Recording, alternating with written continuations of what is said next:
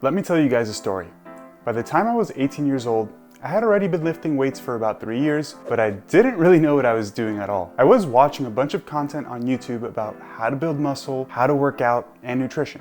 Dudes like Chris Jones, Lane Norton, and Omar Isuf were some of the content creators that I would watch on a regular basis. I wanted to look like these guys so bad, and I thought that if I just trained really hard, I could get there by the time I was a senior in college. Fast forward almost 7 years since college and I still don't feel like my physique is anywhere near what I would like it to be. Sometimes it sucks to think that I've been lifting for 10 years and I don't look like some of the people that I've idolized since as far as I can remember. You can probably relate to this story.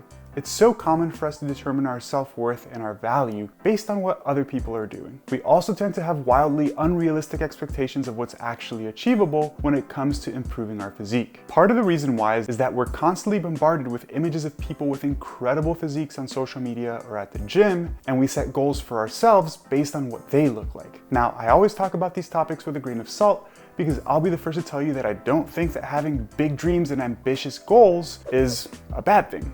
I actually think it's a good thing. I'd never tell someone they need to be more realistic with their goals or that they shouldn't admire somebody else's physique. Comparison is a completely normal human behavior and it isn't inherently bad. However, the real issue lies in the fact that we often let these comparisons negatively affect the way we feel about ourselves. We start to have thoughts like, I'm not good enough, or I'll never be as strong as my favorite social media influencer. I've been guilty of this countless times. It's funny because we all start working out for positive reasons. We want to look better.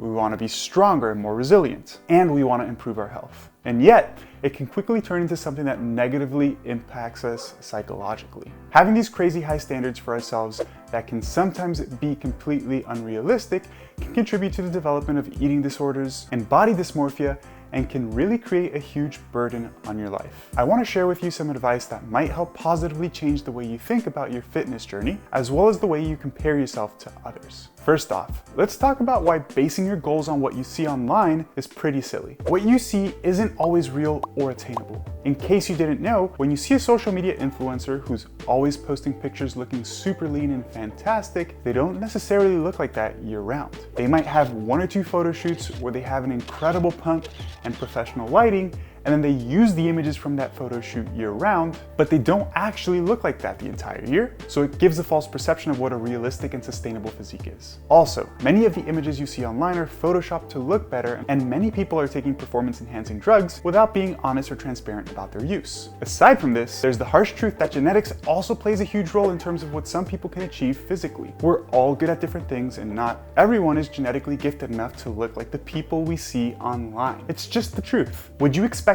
anyone who plays basketball to be able to be as good as LeBron James or Michael Jordan just because they practice every day? Similarly, would you expect anyone to be as genius as Einstein just because they study physics? Of course not. It's because our genetics predispose us to be good at different things, and we all don't have the same genetics. However, what everyone does have is the ability to improve. Everyone can get a bit stronger, lose body fat, and improve their fitness independent of what their starting point is. In addition to genetics, it's also silly to base your goals based on what you see online because you don't account for the sacrifices that are required to achieve those goals. When we envy others, we're envious of their outcomes, aka we want their physique, we want their money, or we want their lifestyle. But we often don't recognize the sacrifices and work that they do each and every day to achieve and maintain those outcomes. For example, the person at the gym whose physique you admire so much, probably prioritizing sleeping over going out on the weekends. Probably are on top of their nutrition, they meal prep, and they don't drink alcohol often. And they probably spend hours in the gym every week. Your neighbor who's a millionaire might be working 12-hour days. The lifestyle and priorities of some of these people are vastly different than yours. We always want the glory, but we don't want to make the sacrifices necessary to get there. If you're not willing to make some of these sacrifices, that's